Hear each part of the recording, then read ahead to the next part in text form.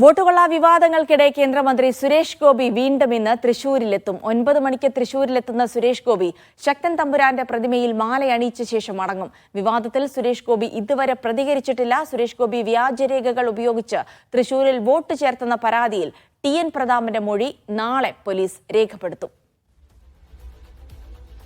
തൃശൂരിൽ നിന്ന് നടരാജ് പരശുരാം വിവരങ്ങൾ നൽകും. നടരാജ്, ഇന്നിപ്പോൾ ഏറെക്കാലത്തിന് ശേഷം, അതായത് ഈ തൃശൂരിലെ വോട്ട് കൊള്ളയുമായി ബന്ധപ്പെട്ട വ്യാജ വോട്ടുമായി ബന്ധപ്പെട്ട നിരന്തരം വാർത്തകൾ വന്നിരുന്നതിൽ സുരേഷ് ഗോപിയുടെ കുടുംബത്തിന് നേരെ, അദ്ദേഹത്തിന്റെ സഹോദരനും സഹോദരന്റെ ഭാര്യയ്ക്കും നേരെയൊക്കെ ആരോപണങ്ങൾ തെളിവ് സഹിതം തന്നെ പരാതികളൊക്കെ ഉയർന്ന ഒരു സാഹചര്യത്തിൽ പോലും പ്രതികരിക്കാൻ തയ്യാറായില്ല. അങ്ങനെയാണെങ്കിൽ ഇന്ന് തൃശൂരിലെത്തുമ്പോൾ ഒരു പ്രതികരണം നമുക്ക് പ്രതീക്ഷിക്കാമെന്ന് തോന്നുന്നു. ഒപ്പം തന്നെ TN പ്രതാപൻ നൽകിയ കേസുമായി ബന്ധപ്പെട്ടുള്ള വിവരങ്ങൾ എന്തൊക്കെയാണ് നടരാജ്?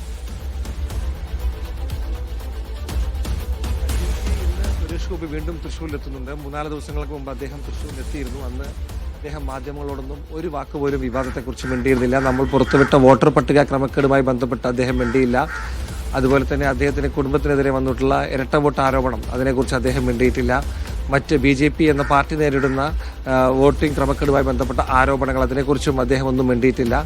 ഇന്നും അദ്ദേഹം ഒന്നും മിണ്ടാൻ സാധ്യതയില്ല എന്നാണ് അദ്ദേഹവുമായി അടുത്ത വൃത്തങ്ങളിൽ നിന്നും മനസ്സിലാക്കാൻ കഴിയുന്നത്. ഈ വിഷയത്തിൽ തൽക്കാലം പ്രതികരിക്കാൻ സുരേഷ് ഗോപി ഉദ്ദേശിക്കുന്നില്ല. അതുകൊണ്ട് തന്നെ സുരേഷ് ഗോപിയിൽ നിന്നും ഈ വിഷയങ്ങളിൽ ഇന്ന് പ്രതികരണം ഉണ്ടാവാനുള്ള സാധ്യത നന്നേ കുറവാണ്. പക്ഷേ ഇന്ന് മാധ്യമങ്ങൾ അദ്ദേഹത്തിൽ നിന്നും പ്രതികരണം തേടും. കേന്ദ്രമന്ത്രിക്ക് ഇക്കാര്യത്തിൽ എന്താണ് പറയാനുള്ളതെന്ന കാര്യം അന്വേഷിക്കും. തൃശ്ശൂർ MP ഇക്കാര്യത്തിൽ എന്താണ് പറയാനുള്ളതെന്ന കാര്യം അന്വേഷിക്കും. സ്വാഭാവികമായും അക്കാര്യത്തിൽ എന്താണ് അദ്ദേഹത്തിന്റെ പ്രതികരണം എന്ന് അറിയേണ്ടതുണ്ട്.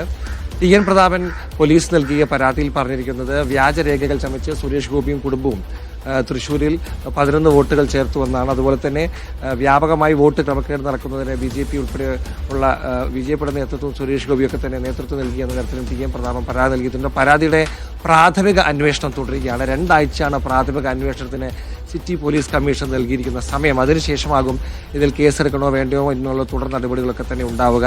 സംഭവത്തിൽ പോലീസ് നിയമോപദേശം തേടിയിരിക്കുകയാണ്. നിയമോപദേശം കിട്ടിയതിനു ശേഷം മാത്രമേ തുടർ നടപടികൾ സ്വീകരിക്കാൻ കഴിയൂ.